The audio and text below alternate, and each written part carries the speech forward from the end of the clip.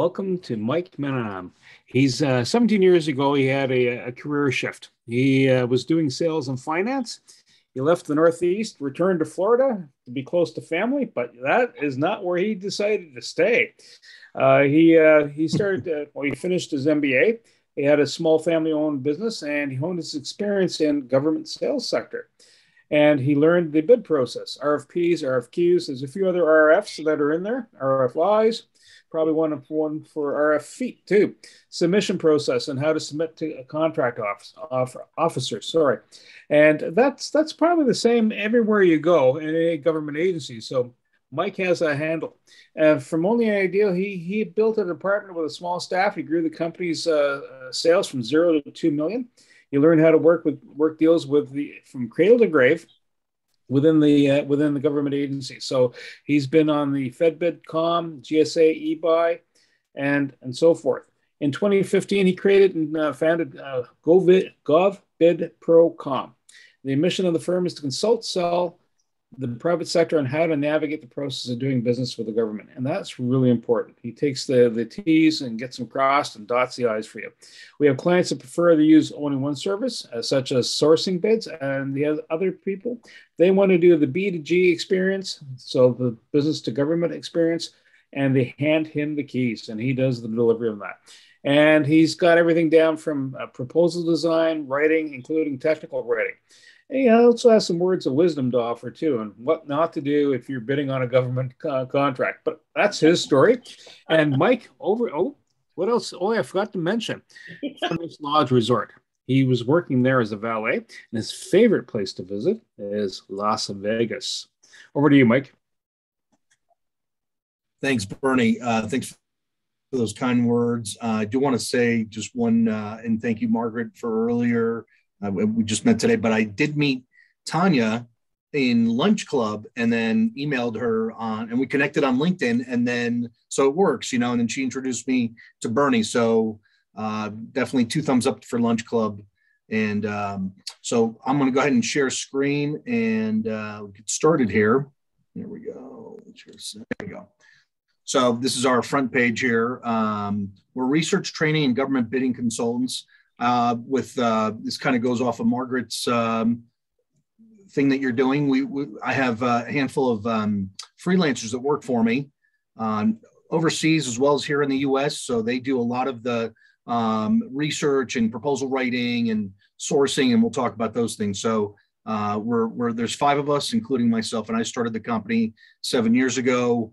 To go on what Bernie said, I took a company, I left the Northeast and the whole finance and mortgages and banking. In fact, it was TD Bank North that bought the bank I was working at, and went on board with a company that was mainly in IT, hardware resell. They did some engineering. They were doing a lot of subcontract work, and they wanted to do prime contractors.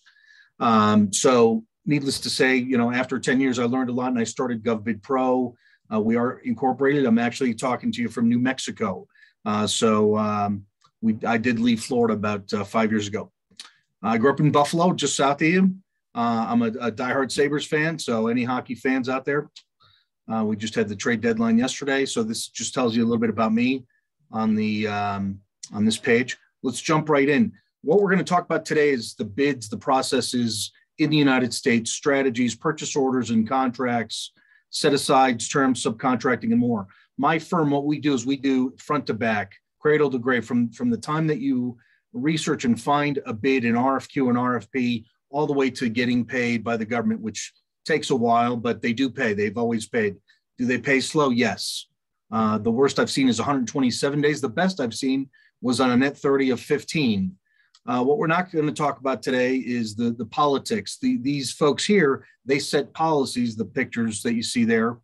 Obviously, the events over in Eastern Europe, that's going to make put a dent in what we're trying to do, increase defense spending, et cetera. But we're not going to talk about that today. We're going to talk about the actual process and how this whole thing works. And some of these policies are already in place years and years ago. So that's what we are going to talk about. Okay.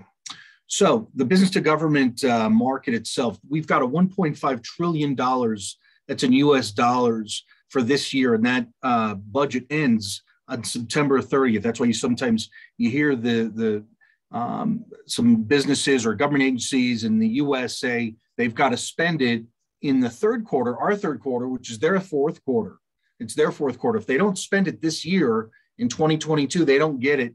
October 1 of this year, October 1, 2022 is already the federal government's 2023.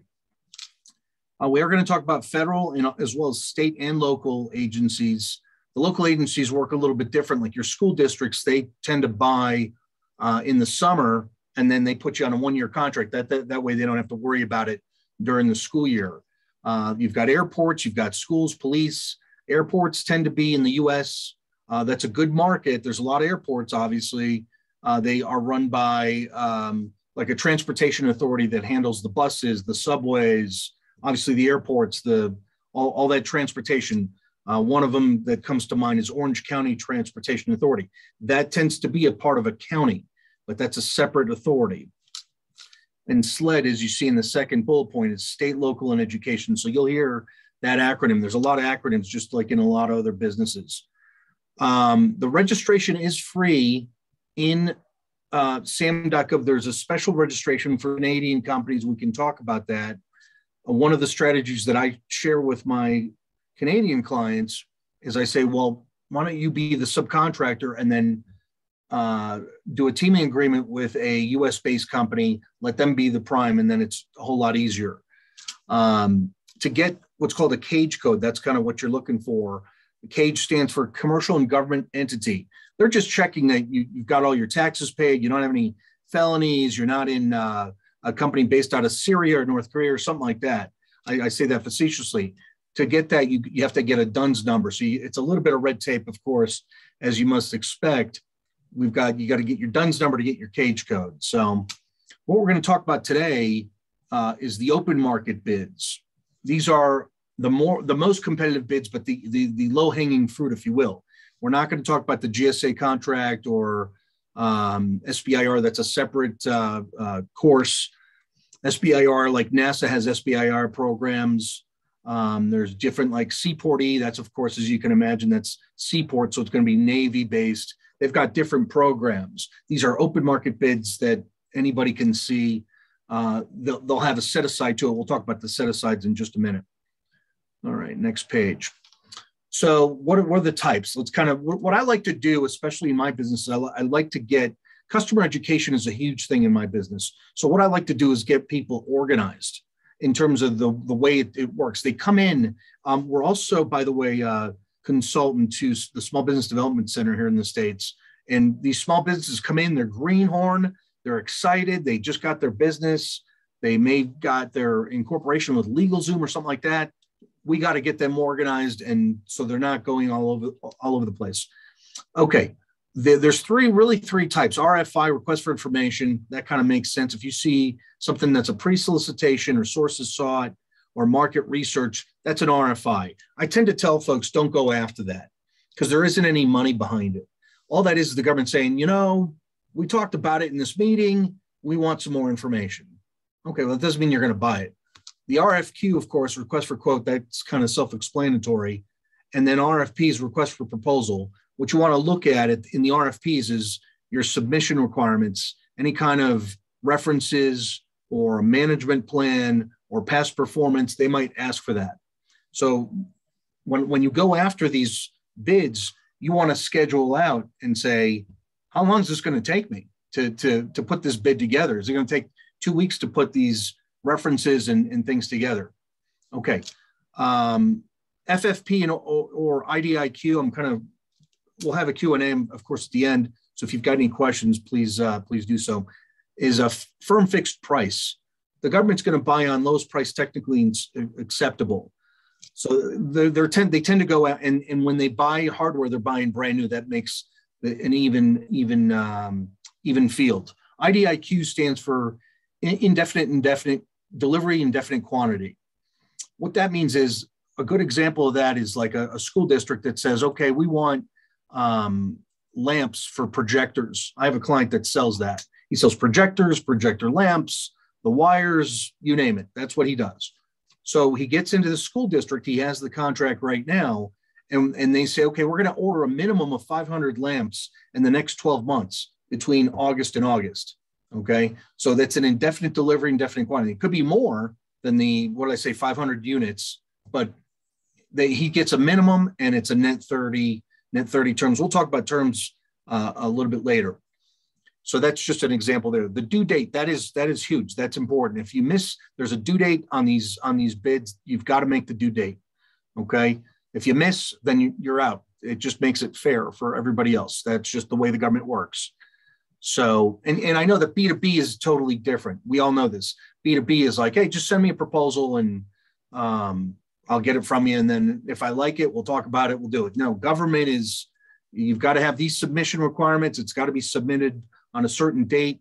With federal government, US, there's usually a SF 1449 that stands for Standard Form 1449. You've got to sign it. You've got to put your cage code on it. We talked about the cage code earlier.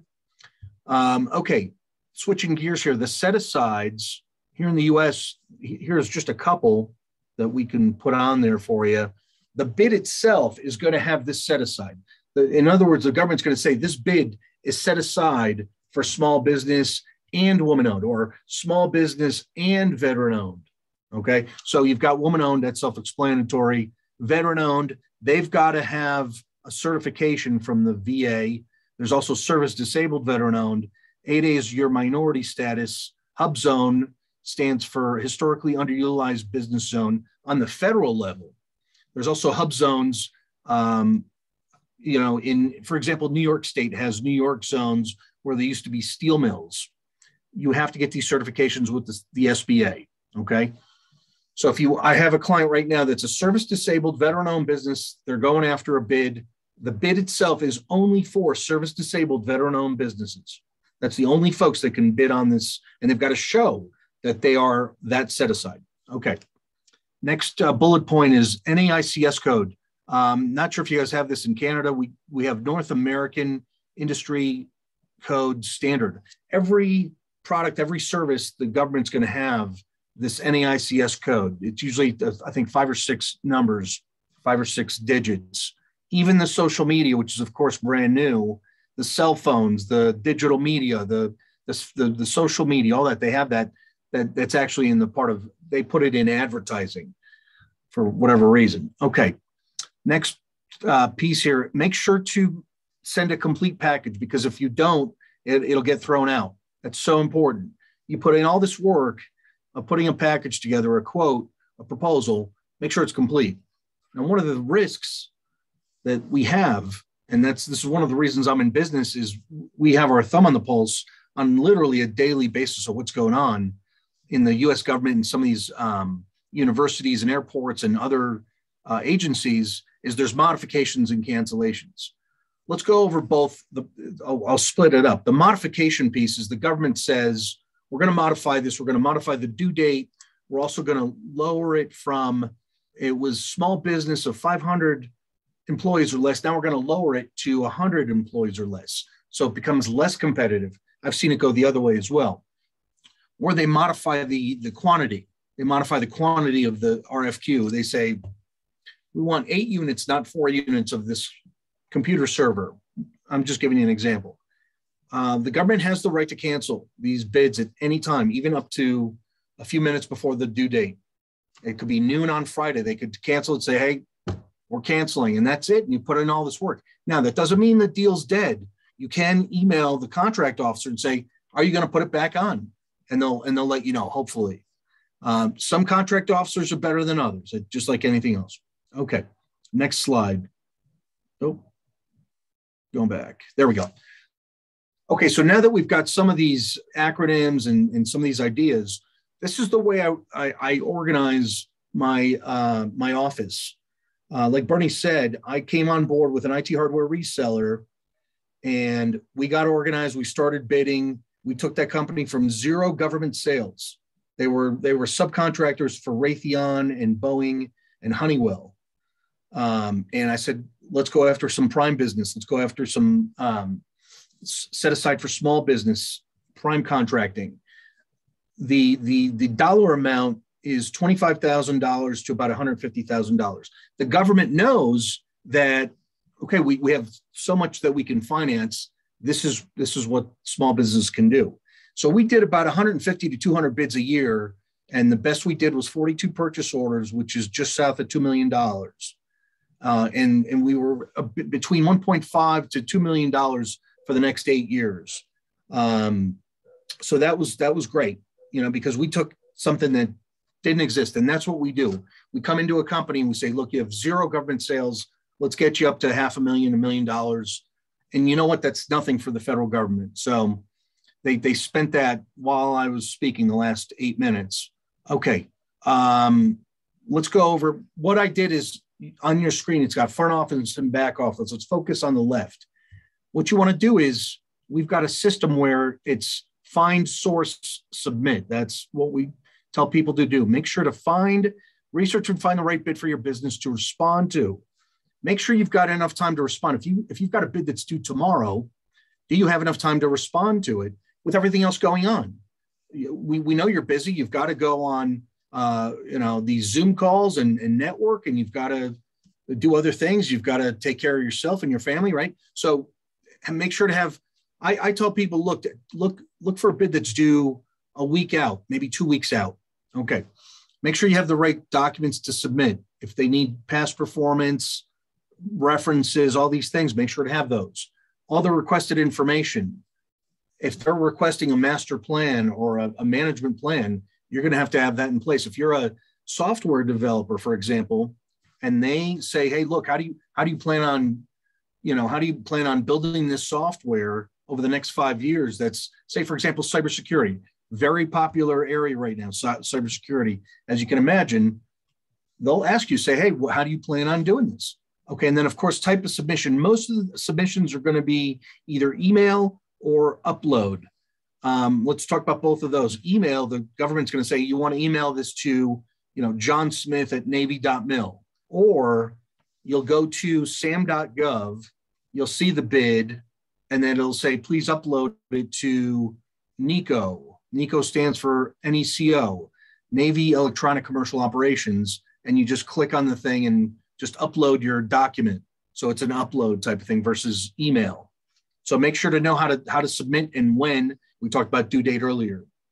Okay, sourcing. So now that you have an idea of this, like, let's say it's a software thing, or it's the government buys a ton of stuff. I want to talk about that.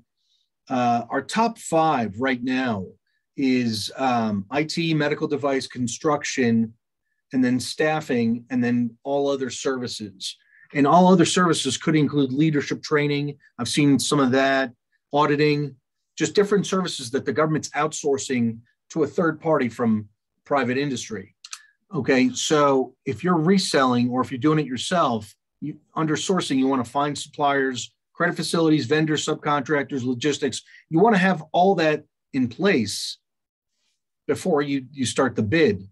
Because here, if we go backwards, you found a bid that's due next Friday or next Thursday, and here you are, you've got suppliers and credit facilities, you've got a lot of the stuff already in place.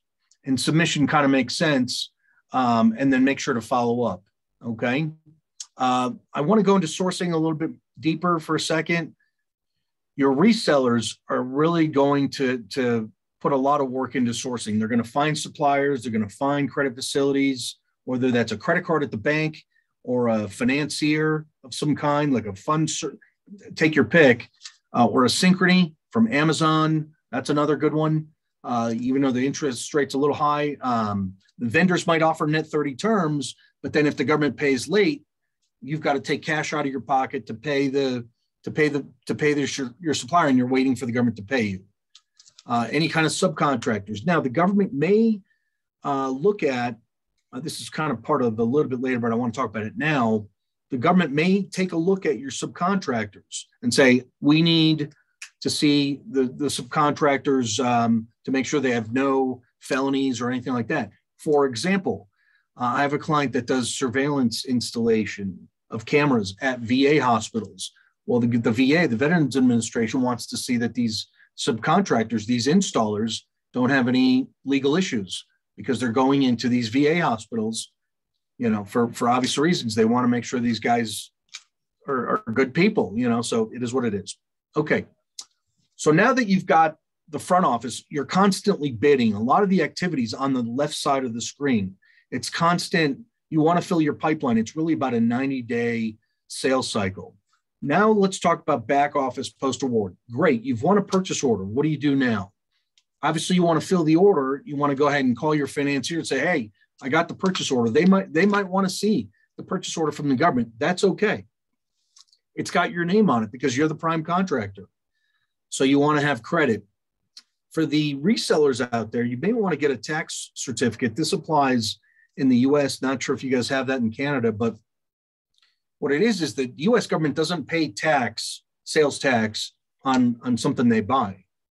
So it's a wholesale play is what it is. So you're actually buying it from a distributor at a wholesale level. So you shouldn't pay, you should provide the wholesaler with the tax certificate, and then you're not paying tax, which on the high end could be 7-8%, which for some people, especially in like an IT hardware scenario, that could be their profit margin.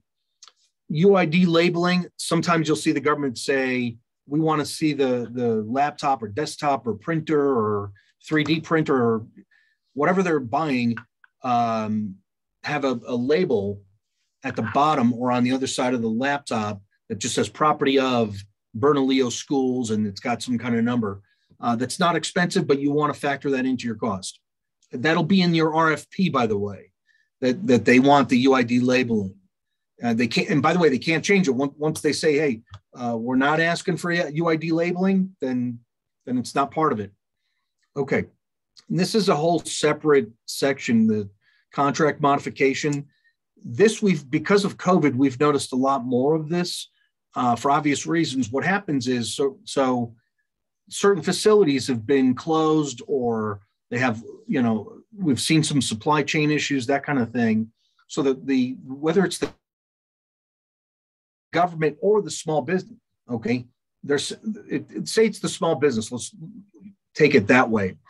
The small business gets the purchase order for say 10 widgets, and now these widgets are not available from the factory in Indiana because of COVID or both, right? So what I tell my small business client to do is go to the government, and I do this for them. I go to the government and I say, look, you don't live under a rock, and I'm polite about it, of course. We've got some issues. We need to lower the quantity from 10 to 5 because this is the issues we're running into. I don't want to go too far into it. It's a separate issue, but we're seeing more and more of this because of the different things going on this planet. So again, when a small business approaches the government and says, look, can you lower the quantity for my I know I said I'd sell you 10 widgets. Can we do 5 now and 5 later, or just 5? What you want to do is the moral of the story is you want to come to the table with a solution. You don't want to go and say, I can't do it, because that's going to hurt your past performance. That's what I'm trying to say is you've got to go to and say, look, we can do 5, not 10, or we can do 6, not 10. Can you help us out here? And they'll ask for some kind of consideration, maybe a lowering of price or a quicker delivery of the, say, 6 now and 4 later, whatever. And so there's the negotiation that comes with that. Now, on the flip side, and I've seen this, the government might come to you and say, hey, we know you won this purchase order, but we need to cancel it because of budget issues. And you're like, wait a second, I won, I bid, I took all this time to bid on this stuff, right? So because of what's called federal acquisition regulation, you may be entitled to a cancellation fee by the government, which works out. They get their cancellation, you get a cancellation fee. That's another thing that we do is we create proposals for the cancellation. And the way to do it is you say, okay, sales cost me this much. My overhead cost me this much. Bidding on government cost me this much. My consultant called GovBid Pro cost me this much. You get the idea. Make sure to put me in there. And then you say to government, look, I need X amount because you're canceling. And it's a cancellation for convenience for both parties. So it doesn't hurt your past performance. But I don't want to go down a rabbit hole on contract modification. I just want to let you know that there is a federal acquisition regulation that I'm very familiar with. My staff are very, very familiar with, that is going to help our current and future clients. Okay, logistics. That's obviously very important. If you're going to deliver product, whether you're going to deliver it to Tampa, to MacDill Air Force Base, or you're going to deliver it to Anderson Air Force Base in Guam, big difference. So make sure you have your FedEx, UPS, DHL. Obviously, it's overseas if it's Puerto Rico or Guantanamo Bay. I've delivered to Alaska. I've delivered to Hawaii, so I'm very familiar with those areas. I mentioned Guam. You can even drop ship to of course, San Diego's busy. There's so many different Air Force bases here in the Southwest as well. Okay, invoicing the government. Last piece of this slide is they have a system called Wide Area Workflow. So it's not just, I had a client that sent through Peachtree or whatever it's called, one of those accounting systems, sent an invoice to the government. The government called me up and said, that's not how we do things. I said, I know. So I talked to my client, said, look, we got to invoice it through their system. It's now called PI. They've got all these different acronyms, and they keep changing things because they have to, because of the cybersecurity. It used to be FBO, FedBizOps, FBO.gov. Now, then it became beta.sam.gov, and now it's sam.gov. Just to kind of give you a few websites, fedbid.com is another one. Fedbid.com, let me talk about that real quick. If you've got your cage code, you can register for free. Fedbid's like eBay. So on one side is the government buying, and on the sell side is the small businesses selling to the government, and it's a reverse auction system. And the winner, it's factored into your bid. Fedbid gets 3%. So let's say you bid $100,000 on widgets or computers or whatever you're selling to the government. The purchase order is going to be for $103,000. You'll get $103,000 from the government, and then you've contractually agreed to pay the 3%, the $3,000 to Fedbid. So that's Fedbid. In fact, I got my start on Fedbid. I'll tell you a quick story. It was Fedbid that called me when I got this job at the IT hardware reseller, and I said, wow, this is how it works. And really the rest is all history. GSA e-buy, Bernie mentioned it earlier, that you have to have a GSA contract to have a registration in GSA e-buy. It's just like sam.gov. It's got bids on it, and you bid on stuff with a due date and everything. Okay, next slide. Let's talk about terms. So terms are going to be part of your quote and or purchase or proposal. Let's talk about each one. Net 30, the government wants 30 days credit. Do they pay in 30 days? The answer is no.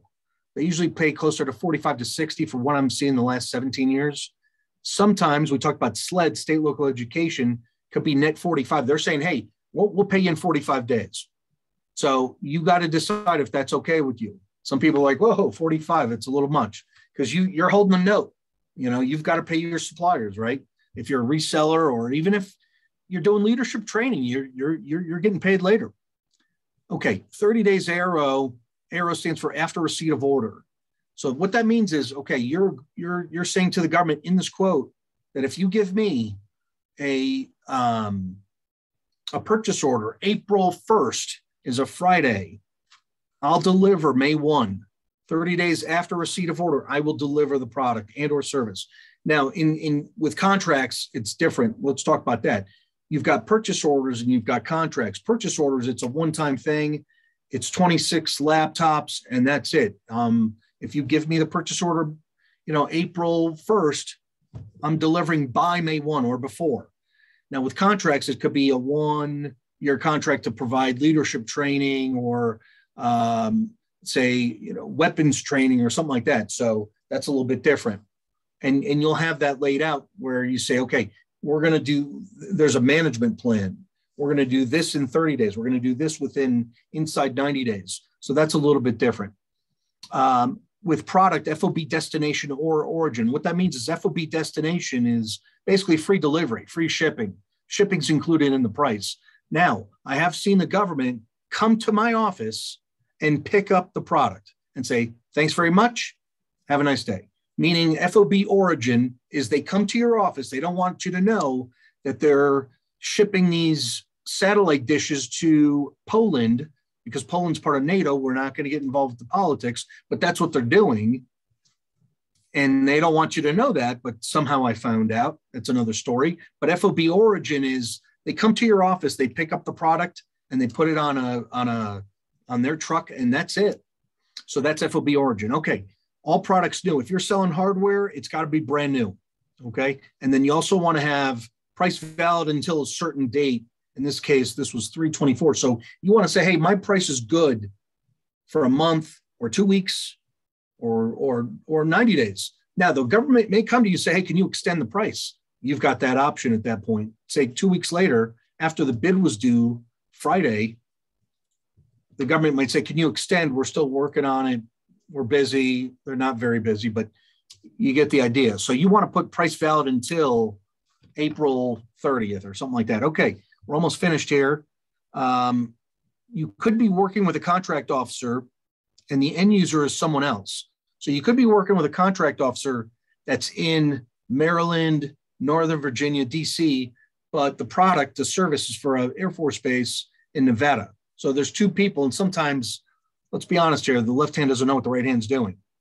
So you got to watch out for that and say, and it's always contractually based, meaning, hey, I've got the contract here, Mr. End User or Miss End User. This is what the contract says. If you've got a problem, go to your contract officer. You got to go by the T's are crossed, the I's are dotted. Okay.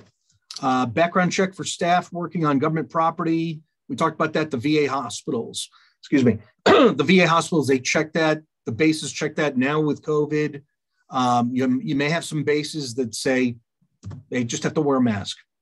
They may have to not have the jab or whatever. And I don't want to get too involved with that, but every contract officer is different. Every base is different. So you may want to check for that. If you're delivering product and say, hey, my delivery guy, he says doesn't have the COVID jab or whatever. Okay. The RFP may have a max on page amount. So you've got to watch out for that. The government saying, hey, look, no more than 20 pages, no more than 10 pages. So you've got to fit so much information on that proposal. So this last one, government retains right to exercise future years. What that is that's based on contracts. So if the government issues you a 5-year contract, 5 years, the first year, you've got it. Whatever, say you're providing some kind of cybersecurity database, maybe HR staffing, or maybe a construction service or something like that.